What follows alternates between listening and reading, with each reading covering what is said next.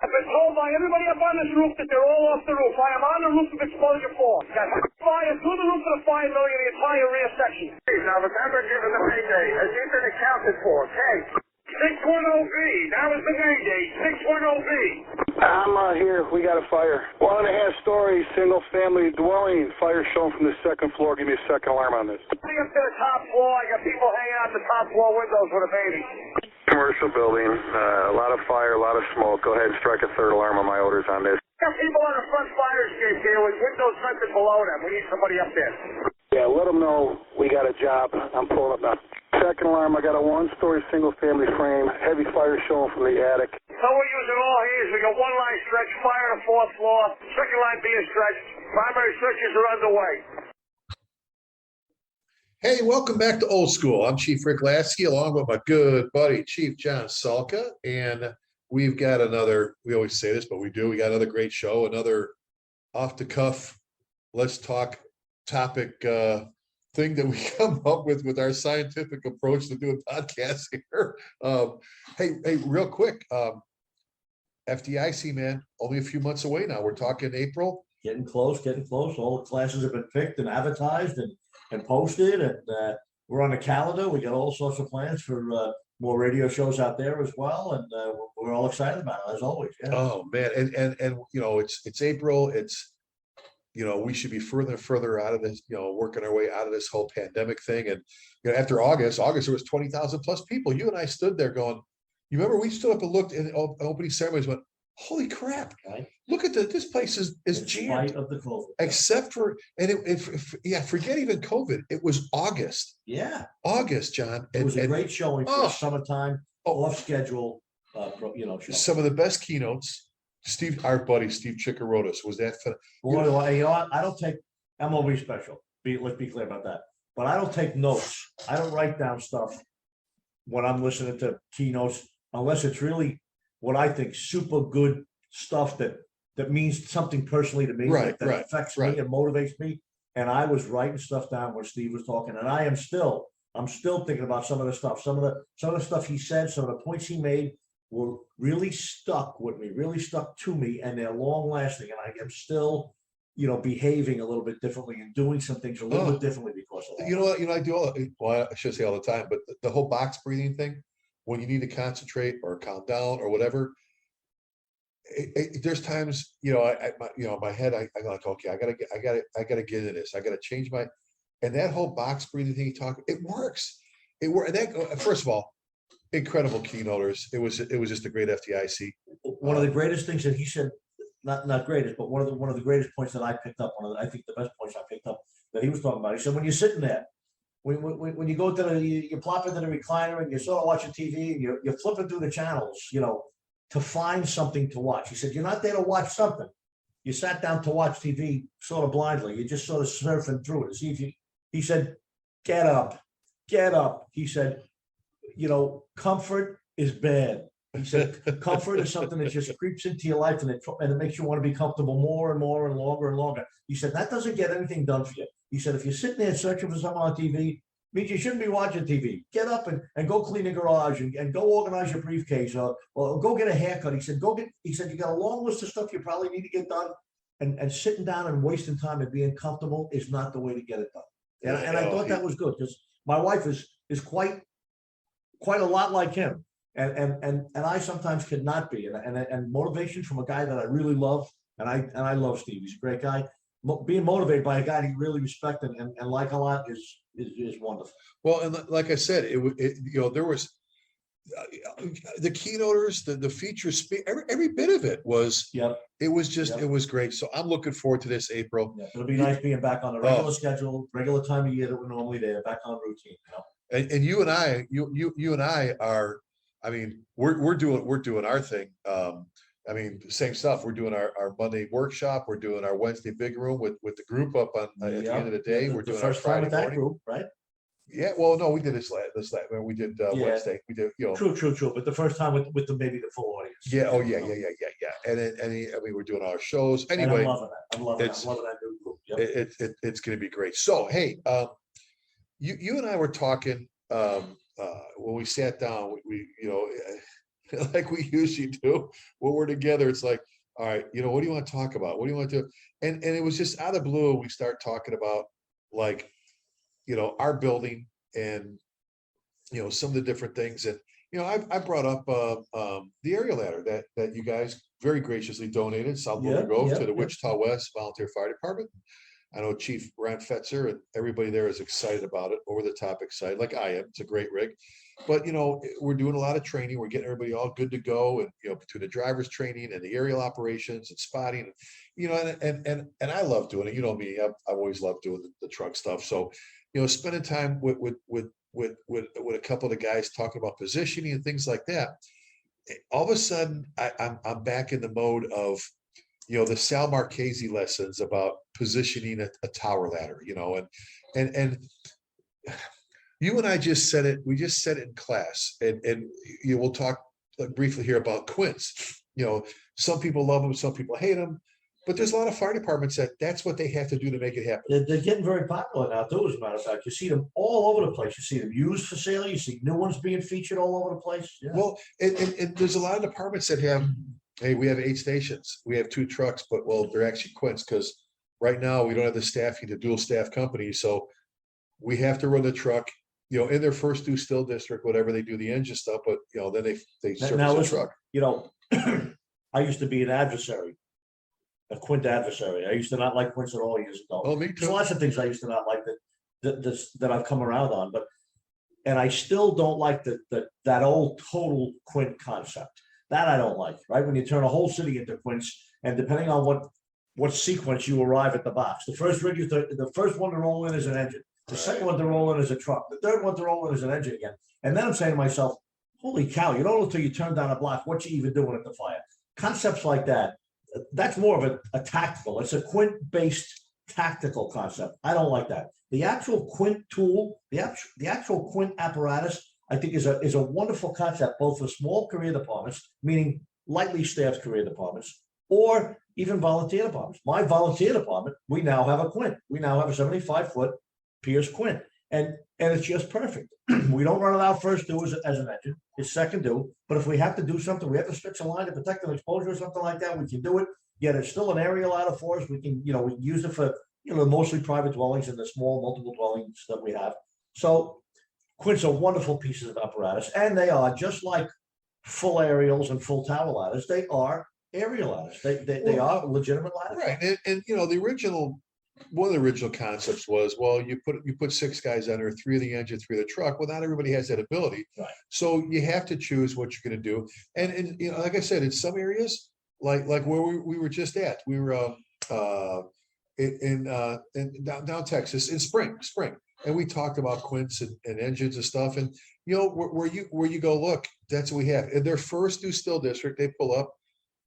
They're doing engine stuff. They got to attack the fire things, and then somebody comes in and they're doing it now. I remember talking to one of the chiefs saying, "We have an engine here now, but the next quint we get is going to come here to replace that engine." I said, "And no separate engine here? No, the engine will be gone. It'll be a quint and the tanker here." And listen, and it works fine. Everybody is different. Everybody has as long as they're trained and they know what they're doing and what they're so. That being said, the quints do work. But here's what I've said for the longest time, John, and I know you agree. The driver of the quint has to be dialed in. So, there are some people that used to very rudely refer to quints as the JVs of trucks and all this stuff and blah blah blah blah. Oh yeah, exactly, BS. But just the opposite of that. My point has always been, and again, I know you agree that the quint driver operator has to be thinking at both fronts. When you pull up, right? But the officer. But you got to be pulling up, thinking the moment I set my parking brake, I need to be able to put it in pump gear, and I need to be able to set my jacks. I can't pull up, like I'm driving a pumper, set my parking brake, throw my quint driver's got to be pulling up thinking truck. That's what he's got to be thinking when he pulls up. We're going to get the hose line stretched, but he's got to be thinking I'm a truck until he stops. Exactly, because if you don't, like we said, you don't. You go, oh, under a Cap, tree. I gotta shut you down for a second. I have to shut down. Right. I have to pull up 5 feet because there's a lady Right. on the balcony out here. Hold And I up with can't the swing my line. ladder. Don't pull. I got Yeah, right. because All of I a sudden can't move. There's an awning or something or a light pole. or a tree or So- double park truck or something. or- Exactly. So they had to be, and I like that. You know what? Best thing to train a quint guy, think like a Truck, park it truck, like truck. a truck. Absolutely. Truck, because you know what? As you pull up, you park it there, you go, we can stretch that line. And we were joking about it in a way of, you can always stretch line and add line. You can't nail a ladder to the end of the area ladder like Can't Wile really E. stretch Coyote. ladders. Until we saw the picture from our buddies in Detroit. Oh, man. Oh my God, that rescue, incredible footage of them with the I'll ladder tell you on the what, ladder. that happened in New York many years ago. Connie Tinney, firefighter Rescue 3, who I worked with, retired as a fire marshal, but he was a fireman in 28 truck, rocking and rolling Yahoo Tom Neary 28 truck. And he did that on a triangle piece of property one time. The fronts of the building were on the avenue. Then it was a 45-degree angle cut. Behind those buildings, it was a street. They pulled up on that street. And I may not have every single detail right, but they threw the aerial ladder to the roof to try and get some people off the roof of a good job. Maybe even a rear window, and it didn't make it. And they dragged up a straight ladder. I don't know what size it was, a straight ladder, and put it off the tip of the aerial to the building.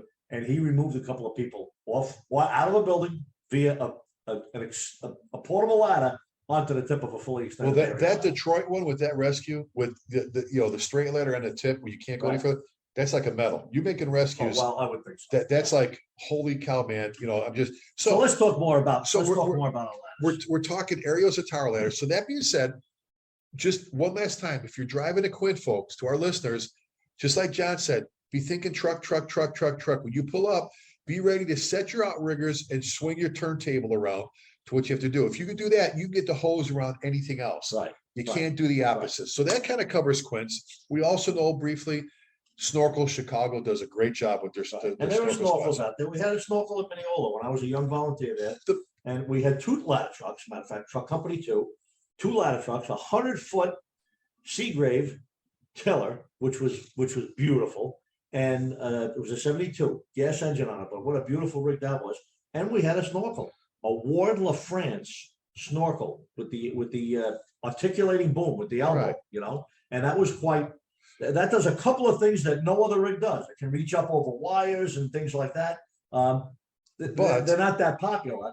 The most common apparatus now are either mid-mount or rear mount, either aerials or tower ladders, and there's a lot of variations just amongst those 4. Exactly. And the years I spent on the snorkel at Bedford Park is one of those departments that knows how to use. They know how to use snorkels. Okay, Bedford Park, Illinois, right next block from Midway Airport. The guys and gals there, they know how to use snorkels. Chicago, the birthplace of snorkels, they know, especially those 55, where they put them in between buildings, everything else. But again, it's about knowing your apparatus, knowing what its capabilities are and its limitations, and they all have capabilities, limitations. So I want to mention something, because our good friend Sal Marchese, right? Sal taught with us for years, and Sal was doing different stuff with us. And Sal, being a truck guy, forever guy, right? 111 truck, when 111 was like the nut house or whatever, the crazy place. And they used to call Sal Marchese Sal Mar Crazy. Yeah. But one of the things, he was adamant about, John, was, all right, let's talk, briefly, let's talk mid-mounts here, just for starters, okay? Mid-mount tower ladders, all right? So he said, you swing down the block, you're pulling up. He says, you can always tell the good tower ladder operators, the drivers, with the mid-mounts, not rear mounts, mid-mounts, because, and I see this in FDNY pictures today. I have them on my phone today at fires that you guys have been going to. Your guys have been going to 4th and 5th and 3rd alarms. The mid-mount tower ladders, almost every time, the good operators, as I used to say this, if you could tell the good operators, because when he pulls up or she pulls up, as they're coming to a stop, as they're coming, they take the steering wheel and they turn away from the fire building 5 to like 15 degrees at a little bit of an angle. And he said, what that's going to guarantee, Ricky, is this. He goes, so you take your mid-mount and you've got to get up for vent, or your scrub surface, right? You're going to hit some different windows and do stuff, what you're going to do. He goes, and you swing your tower ladder, your mid-mount, around towards the building, and you're good off the rear to the middle. But then you try to go towards the front of the rig, and what's stopping you? The cab. He says, the cab. He goes, by that simple tactic, that simple pull up, and as you're coming to a stop, just throw the wheel to the left and throw the cab away from the fire building. He goes, you've almost increased your scrub service by almost another third, because Right, now you can right. reach out, and there is even some ladders that we've said are kind of dinged up there, Right. with stuff. And so your thoughts on that, first off, about that positioning, that's key, isn't it? If you want to get the most bang out of your, And again, that's the same piece of advice we just gave a few minutes ago for the Quint, is as you're rolling up, as you're finally getting into position, whether it's just a working fire, whether it's just smoke showing, whether there's a couple of victims showing, whatever the reason is. Obviously, when you roll in with a towel ladder, you don't want the wheels to stop rolling. You don't want to stop and set the brake until you're in a position to get in the best position to use it. Now, whether use is obvious or not obvious, whether it's possible or, gee, it doesn't look like anything's happening here, you still, the rig should still end up in that position. Again, you're not going to, Right. we got a job, move the rig. No, so that slight turn, for the most part, it's not going to hinder anything else. With the FDNY, the engine generally, first the truck, generally the engine precedes the truck. And for that exact reason, that it can stop in front of the building, pull hose, and then the engine can proceed farther down the block, 100 feet, 200 feet, 250 feet Go on. to the next hydrant, and the truck is still in a position that it wants to be in. So that works out really well. Generally, nobody has to pass it or get by in the other direction. We have one narrow one-way street, so it could be a wide avenue or boulevard. But the point is, yes, that's something truck chauffeurs and truck officers should be thinking about. Before the rig is stopped, they should always make that last-minute little turn to angle it out like that. And as you said, you mentioned the scrub area, right? The scrub area is the area that a towel out of basket, can touch the building. If you could duct tape a paintbrush, if you would, to the end of your tower ladder, for visuals like me, I'm a visual guy, a brush, what I'm saying, that you could take and just go back and forth That with your little bucket. angle is going to considerably increase the scrub area that you're able Right. to actually reach a window or a parapet wall or something like that. Never mind the area that it's going to increase that your stream will reach, which is going to reach way off your bucket. But still, the farther your bucket can angle to the left, then the farther you could use that stream if this turns out to be a roll frame fire where you get a bunch of buildings on fire. And that's extending out, actually past it and coming back at an angle with your tip, with your master stream. You'll come back into a room or whatever. So one of the things that you've brought up plenty of times when it comes to, and we've talked about this, you got to be thinking as you're pulling up, what am I doing? Are we doing rescues? Are we doing vent? Is this thing really going? Is this going to be one of those buildings I have to worry about a collapse? So there's some buildings you probably go, you know what? It's a one-story strip mall. If I park here, I don't have to worry about a Well, if it's a collapse. three-story brick building, it could be roaring. Every window could have fire coming out of a three-story brick building. It's generally not going to fall down. I mean, unless it burns for 3 hours out of control, maybe then that'll happen. But for the most part, even fire on the bottom couple of floors, even fire literally out of almost every Right. window of a vacant building, it's going to get knocked down very quickly, unless it's already in a deteriorating condition. So, but you're right. As you're pulling up, you're rolling up with a tower ladder, 75 or 95-foot tower ladder with a tandem rear on it, a big one like 58 truck has today, or whether you're rolling in with a rear mount aerial, which is still very popular all over the country, or a mid mount aerial, which is not as popular, but they still do build them and they still exist. These are the kind of things you got. A lot of mid-mount tower ladders, not as many mid-mount ladder trucks. A lot of mid-mount tower ladders and fewer rear mount tower ladders. They're still there. A lot of rear mount aerial ladders and fewer mid-mount. You know what I'm saying? So, but they all exist. So the point is, whatever it is you have, you got to know. And it's important I think it's important to make the point that you have to separate what are we going to do, stream application. Right. And generally you don't do stream application with aerial ladders. You got to start putting ladder pipes up unless you don't have a tower ladder or one's not coming. You might not do that initially. But let's just talk about like victim removal, for example. Let's talk about victim removal. You low up, there's a report of people trapped, or you even visibly see somebody trapped in a window. There's a couple of things you want to think about with different kinds of apparatus. All right. Right. So aerial ladder apparatus, what you want to do with an aerial ladder, whether it's mid-mount or whether it's rear mount, it doesn't really matter. If you see somebody at a window and you think you're going to use the aerial ladder that you're pulling up with to get them out, it doesn't matter where the turntable is, but you need to put the turntable in line with the objective. You need to estimate, you need to be able to drive past a building, or maybe not drive past the building. In the case of a rear mount, the cab and the front wheels and most of the rig is going to have to go past the line that you want to raise it in until your rear mount, your furthest back end of your rig is now right below the window. And that's where you want to stop, because that's where you want your turntable. When you raise your aerial ladder up and rotate it 90 degrees to the right, now it's going to be going straight up to the window, and that's going to be the easiest and the best access for somebody to get on or get somebody to get off that ladder. You could, almost like a portable.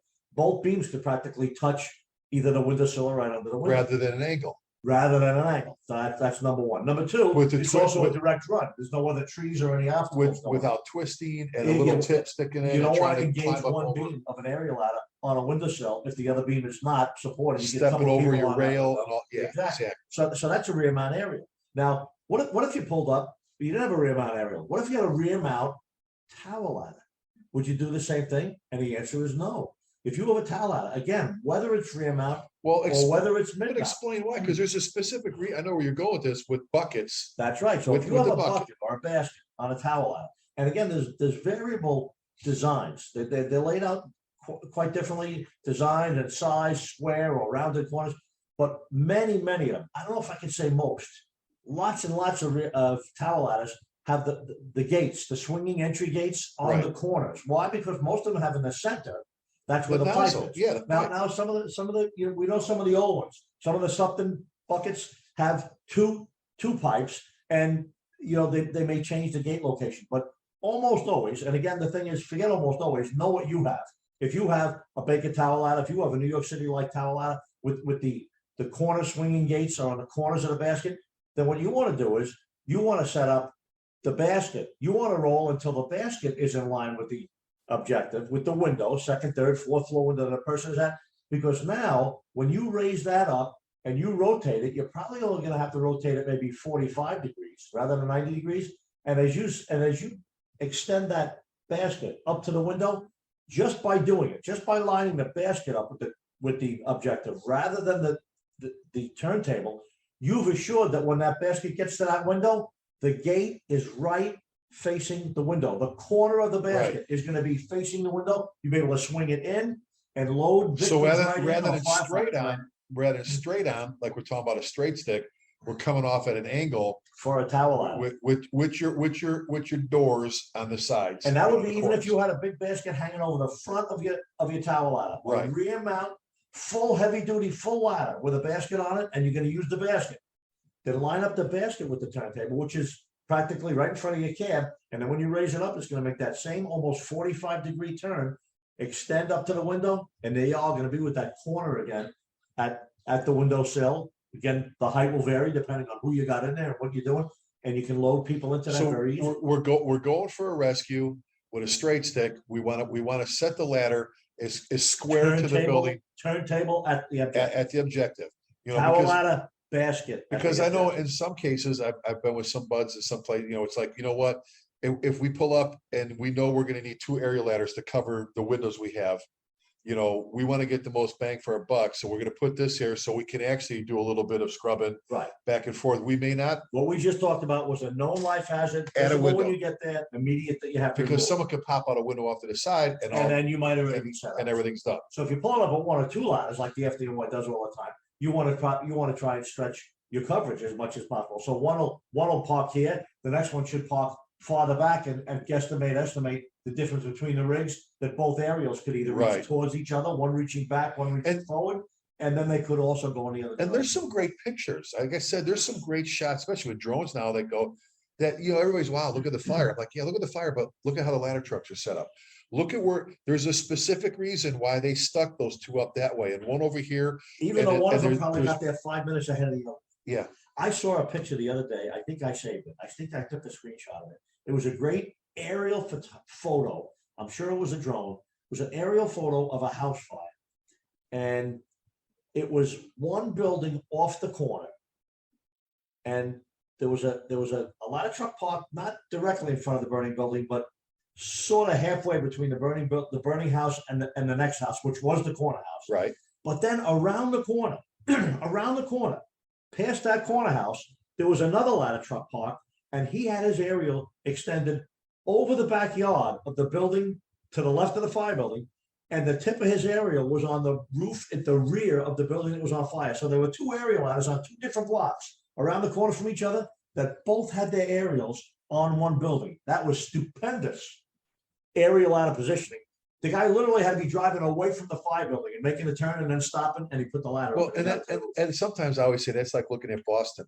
You look at Boston, FDNY, you look at Boston with all their wires, they stick aerial ladders. Everywhere. Oh, they're amazing. And portables. Oh my God, they're known for their helmets and their portable ladders there. They throw ladders like there's no tomorrow. But the positioning, so they're again, straight stick, we want to try and square it off on the building, but if you for a known rescue, but you may have to swing, someone else pops out this one, and you have to swing the right left.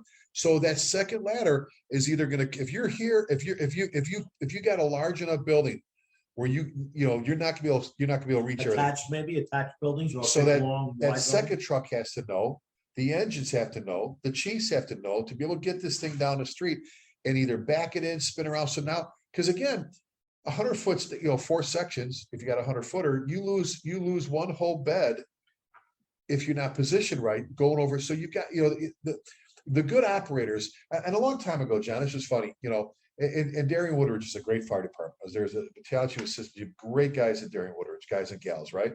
And I had one of the good guys there. When I first got there, he's like, oh, so chief, have you seen, he goes, have you seen our pretend ladder truck? And I went out, it's a 75-foot quint. I go, what do you see? He goes, oh, it's only 75 feet. I said, you know what? And I won't say his name. I go, if you were trying to impress me by, did you see our pretend truck? You should have said this. Hey, chief, give me a second. Now look, before you say anything, I know it's only 75. I know it's only 75-footer. Give me a building in our district. I'll tell you where I have to set my jacks to hit the roof or hit the window. Give me a building, and I'll tell you. Instead of complaining only 75 feet, tell me where you have to set it to make it work. And I like that. So that apparatus positioning when it comes to aerials and tower ladders is huge. Because like you said, once you set them, hey, you know what? You can't pull up now. You can't take it down and move your jacks because they're stuck blocking you now. And depending on the width of the street, like I said, in New York City, we got a lot of big boulevards and avenues that are really wide, 3, 4, 5 lanes wide. And, the second dude truck, third dude truck could come in and swing around the whole operation to get to the other side.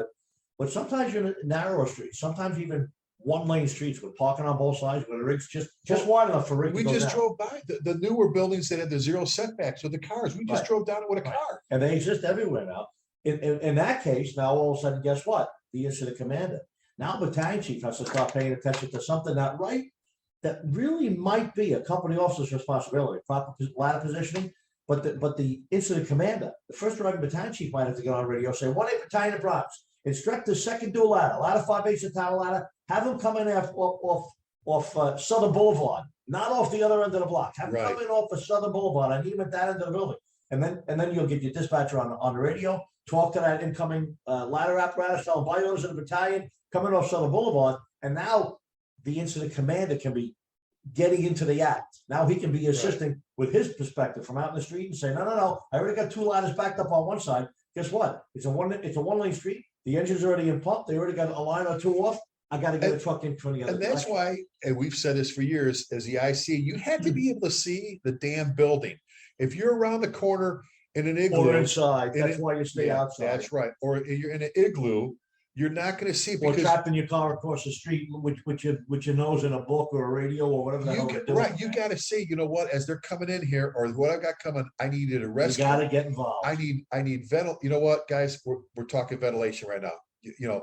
Ladder 2 when you get here. I want your main to this side. I want a second means of egress. Ladder 5 you get here, and tower ladder 6 when you get here. I need you scrubbing in front of the building here for any. Hey, who's got more chiefs on duty than the FDNY? FDNY has 52. Count them. 52 battalions. That's 52 battalion chiefs, 52 battalion aides. That's 100 people. Forget the deputies. And forget deputies. Now, these are first arriving, and second arriving battalion chiefs. Every box gets a second chief on a job, on a signal of a job, 1075 or whatever. So who's got more chiefs than us? The answer is nobody. And we stay outside to watch.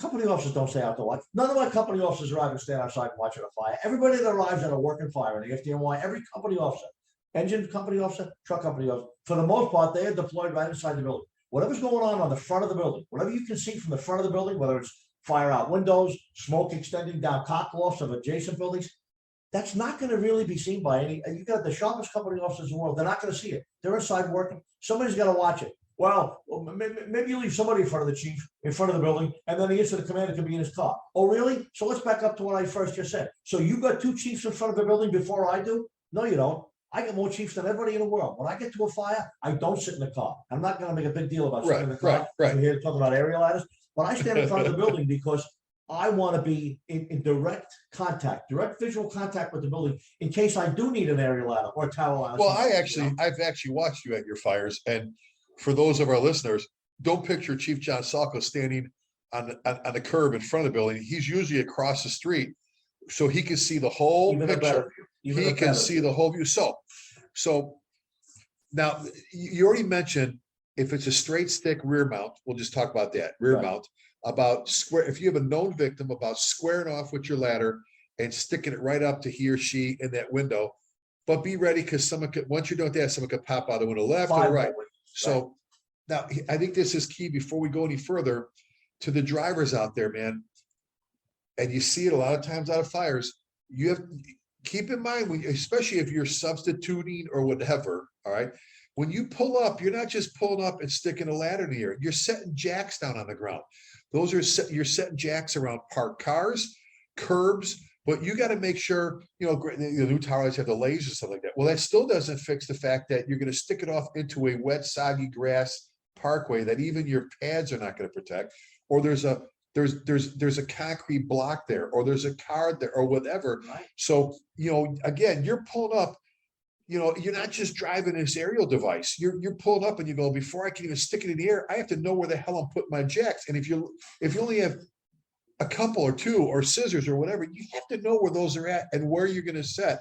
So be thinking about curbs, cars, obstructions when you're pulling up. And as you're pulling up, just like you may have, and you need to be looking at trees. Now, granted, Chicago's notorious. I love the Chicago guys. They pull up, they get up with their chainsaw, they cut their way through some trees. You just lost your really nice tree in front of your house. But there's some things you can't cut through. There's some obstructions you can't see even from the cab, and that's why other firefighters riding on a rig. Another staffing benefit of having good staffing, or even one or two extra guys, not extra guy, but somebody jumps off the rig when you pull up. Billy, forward, stop. He's looking at the tormentor. He's looking at the outrigger. He's looking at the jack. And signaling through the mirror, go, stop. Now he stops him, so that outrigger is going to go down between parked cars, or the slide down jack is going to go down and maybe slide right under a parked vehicle, or it's not going to hit it or not get prevent it from contacting the ground. So we talked briefly. Snorkels are for another day, but snorkels are awesome. You have to know how to use an articulating boom. Chicago, you want to see how to do it right. Go watch videos, go to Chicago. If you want to see how to make a snorkel work like you've never seen before, watch the Chicago Fire Department and some of the suburbs around Chicago. All right. You have to know your apparatuses, capabilities, and limitations. You have to know when you're pulling up, you said this already. All right, as we're going back over this. What am I doing? Am I going for vent? Am I going for ventilation? Am I going to be potentially doing rescue? Am I making entry through windows or whatever? Am I hitting the side of the building, which may be the D side, if you will, or am I doing the A side, the front? Or how about this one? Is it an E shape? Is it an E shape where I've got a courtyard, or that inside where I may have to push it even the shaft, where I'm doing 60 feet this way, but I'm doing 70, 80 feet in that shaft. So, and in the case of a shaft, it might just be 20 feet wide, in which case you must stop with the turntable, regardless of aerial or tower ladder.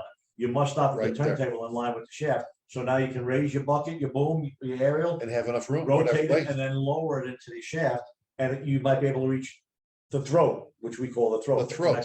Yeah. Right. So again, let's back up even further.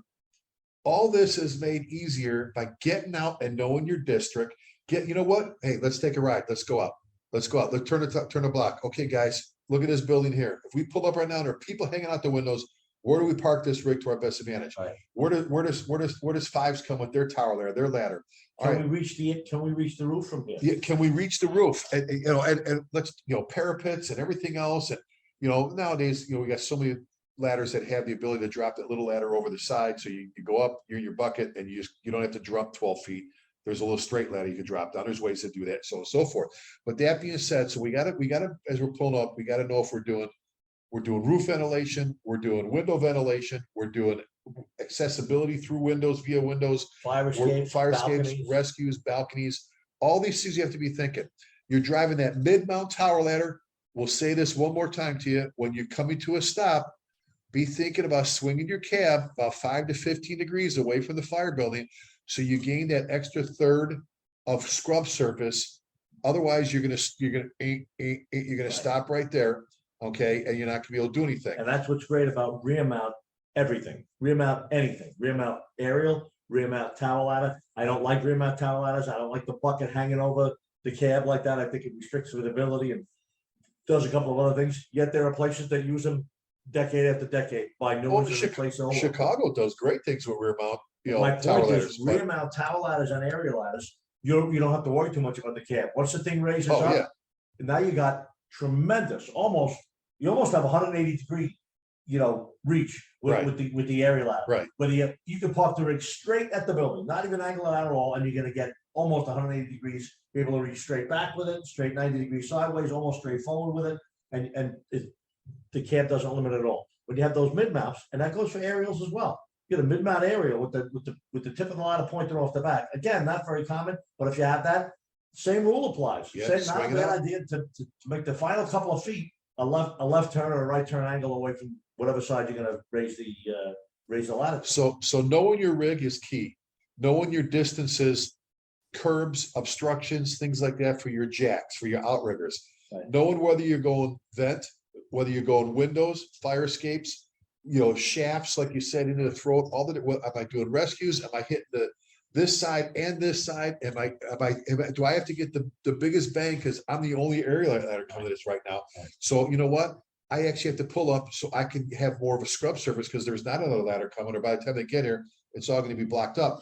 There's one more thing I want you to mention though, before I forget, John.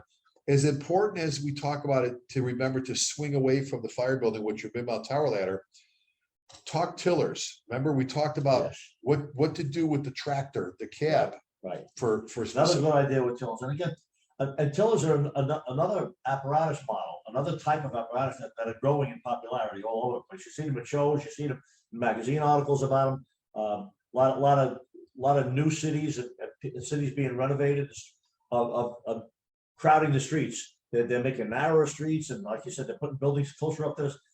But when you have a tiller, tillers are obviously very similar in some ways to a mid-mount because the turntable is right up at the cab, right? Right. You don't drag the turntable out at the rear. So the tiller's all the way up at the cab. But now we have the added ability to make a sharper turn when we can turn that cab way out of the way, right? Because it's just a tractor. Right. And the other thing we could do is the guy in the back, the final 5 or 10 or 15 feet as he's pulling up, he too can turn the rear wheels, the tiller wheels, away from the curb, away from the direction that the ladder's going to do. So if you got a burning building on the right side of the street, you're rolling up that street and the building's on the right side. As you end, the tiller, the tractor driver can turn the last left, just like we did earlier with a tower ladder, and turn that tractor 10, 15 feet to the left before he stops. And at the same exact moment, the tiller driver can turn those rear tiller wheels to the left as well. He can turn them to the left and guide that rear tiller away from the buildings that are on fire. And you end up almost making not a 90, but you make a nice angle on that rig. So both the end of the truck and the front of the truck are angled away towards the street, pointed away of the fire away building. from the fire. The building. rear. So the rear turntable and the at the point, it's almost at an arrow facing towards the fire. And now you can put extra load. Now you can put the ladder at a lower angle with further extension, which is going to limit to some degree the capability of the ladder, to lift or be stable. But it's not going to have any possibility of rolling that rig over because you put the whole weight of the trailer and the tractor in the opposite direction. We literally have to lift those off the ground for the ladder for the weight of the ladder to pull up. And I think that's a great point because I think that's often overlooked. And tillers are gaining in popularity. And there's some places in the Dallas-Fort Metroplex that got them because they're building zero setback, 4-story, 5-story condos, apartments with cars parked in the street. And you know what? A big tower ladder has to make like a 50-point turn to get around the corner, Right. so on and so forth. Right. So you which was the purpose of tillers from the start. in the first place. Back in old New York and old Boston and the old cities had very narrow streets, even though they didn't have parked cars or anything, but they had very narrow streets and buildings crowded towards the sidewalk or towards the street. And that's what they used them for. Some places, I always like talk about Jay Jonas. Jay Jonas took command of 6th truck as a captain. And the captain before him had gotten rid of Six Truck's tiller rig. Six Truck was Chinatown. Six Truck was Chinatown's Wires, tiller truck for years and cars. years, for decades and decades, maybe a century. I don't know how long it's had a tiller rig and Six Truck, many years. And the captain before Jay got rid of it. You know what? Historically, tiller trucks in New York City and many other places, I'm sure it's true as well, historically have more accidents, more fender benders, because they got two guys turning wheels. And then one guy going one way, one guy going the other way. If the tractor driver goes too fast around the corner and the guy hesitates in the rear, he might not get the trailer farther away from the cars on the corner or the pole on the corner. Or It's whatever almost like it you're is. swinging. So Yeah. the captain ahead of Jay Jonas got rid of it. And they put a rear mount, six truck. So rear mount was there for a long time. Jay Jonas gets Six Truck. He's the new assigned captain. And he discovers that there's some streets that Six Truck is first due at, that when they get to the box, they have to stop. Why? Because 20 truck coming in second due still is a tiller truck, and they swing right into the block. And then Six Truck can make their 9-point turn, and they end up rolling in second due, which is a what? And their A first great delay on the time that not in for their us, first due area. in their first due area. They have to wait at the corner for a minute or two for another truck to get there. Unacceptable. Jay Jonas starts writing some letters to the battalion, to the division, to the apparatus people. And guess what? They came down, they brought a tiller rig, they started doing trial runs and practice runs, and guess what they did? To this day, Six Truck has a tiller.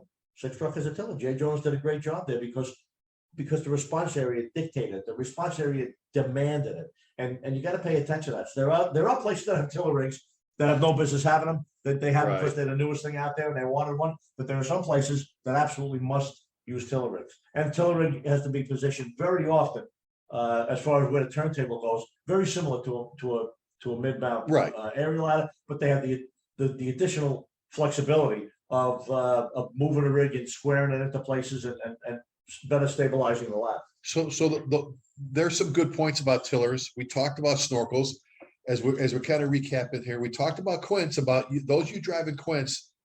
I just love how you said. I always say you have to think on two fronts, meaning you better be ready to set your jacks and put it. I'd rather think truck. And I like that. You know what? I'm going to change, because for years I've been saying you need to think both. You need to be able. You pull up, be ready to do both right now. Well, you know what? Just do the truck first and then do it. If you're taking truck, the hose stuff all works. So that was awesome. When it comes to quints, we talked about mid mounts and positioning, along with tillers and positioning. I do want to briefly talk about roof work, because when you want to throw an aerial ladder, when you want to raise it and get an aerial ladder to the roof of a building, you want to make sure that you get it. Obviously, you may have to get it to the nearest point that you can reach. It may be the corner of the building. It may even be, A, B, C, D, the D side, or 1, 2, 3, 4. We call it the 4 side in New York City. You may have to reach from a little ways down the block all the way up over the rig and just hit the 4 side, or just hit the D as a dog side, and you may get the aerial ladder to the roof and enable people either to get on the roof access or get off. But when you do put an aerial ladder to a roof, whether it's a bulkhead, whether it's a flat roof without a bulkhead, you want to make sure you put an aerial ladder 4 or 5, who knows, 6 rungs above. If you have enough ladder, which is why it's nice to have a 100-foot ladder. If you have enough ladder, it's always nice to throw it more than just a couple of rungs, more than just a few rungs above the roof, because it gives good visibility to the firefighters on the roof if they need to get off in any type of hurry at all, or even just routinely glance around. Okay, there's the aerial ladder right over there. They can see it. Some aerial ladders have spotlights at the top. Some have all sorts of, flashing lights at the top or whatever they might be. But the point is, if you got 5 or 6, fluorescent paint.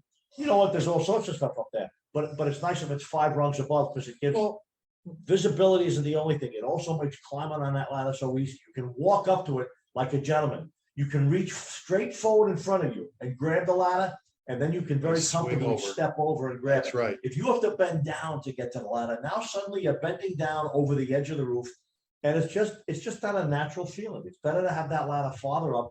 Same thing for getting off. I always say it's like stepping off a horse. You get up there and you swing your leg over the side rail, and here's the other thing when we talk impact loads, which is important on flat roofs. Instead of just jumping off and it's rotted or whatever, you step off, and actually you can hang on. You can kind of grab it. You should. You grab it and you kind of swing off, and you almost lower yourself down. And everybody, just like you said, as a gentleman, as a polite person, you get off the side. If the ladder is up far enough, you can literally climb till your boots are at roof level. right where the ladder's touching. All then you got to do is step over the side rail with one foot and with the other foot, and you're literally not even bending over.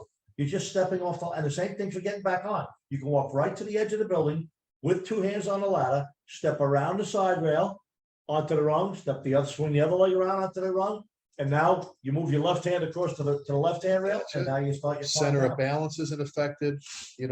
Impact loads jumping on the roof. Absolutely. Instead of being able to just step down and get on the roof. Great point. Just kind of similar when we talk ground ladders. You always want, a couple extra rungs up above the roof so you can find it and see it. It's more than just visibility when it comes to an aerial ladder. It's it's the whole thing, working smarter, not harder kind of thing. Know your device, know how to use it. And like I said, don't complain and tell me show me everything you can do with your rig. And extend the bad boy all the way up there. Even portable ladders. I remember teaching at the New York State Academy of Fire Science. I was a captain on the job at the time, and I was teaching ladder company operations to the career firefighter training program, right? New York State has a separate standard for career firefighters that they have to, go to the state academy and get to be hired to work as career firefighters. And I was doing the portable ladders in general, but the portable ladder section one day, and we were going to the roof of the gym, which is one of the big buildings, and I had them raise 2 portable ladders, one 35-foot extension, 3 or 4 rungs above where the ladder touched the roof. It was a flat roof with no parapet. And the other one, I had the tip of the ladder just touched the corner, and I made them climb up the one that was several rungs above and step off the ladder, and then I had to walk 10 feet down the roof and climb down the other ladder. And you should have seen these guys on their bellies crawling towards the ladder because there was no ladder sticking above the roof. They had to literally put their legs and their waist over the edge of the roof and find the ladder then climb back down on it. And to this day, that was 25 years ago, 30 years ago. To this day, I'll bet none of them have ever put a ladder with the tip of the ladder at the corner of the building. They always put it a couple of rungs above just to make it easier to get on. That's right. Why would you? Make it easier. Guys come up to me at funerals. Chief Salka, how are you? I remember when you were a captain back in 1982. You told us I was a recruit firefighter, And I remember climbing down that ladder, which is great.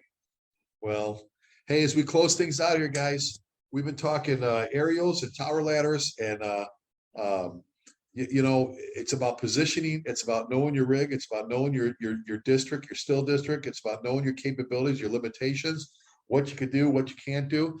Know your damn rig. Get out there and train. Set the ladders up. All right. It's not going to do you any good just driving down the street, blowing the horn at people. Find places where you can set up. Do what you have to do to practice in your area for when the real thing happens.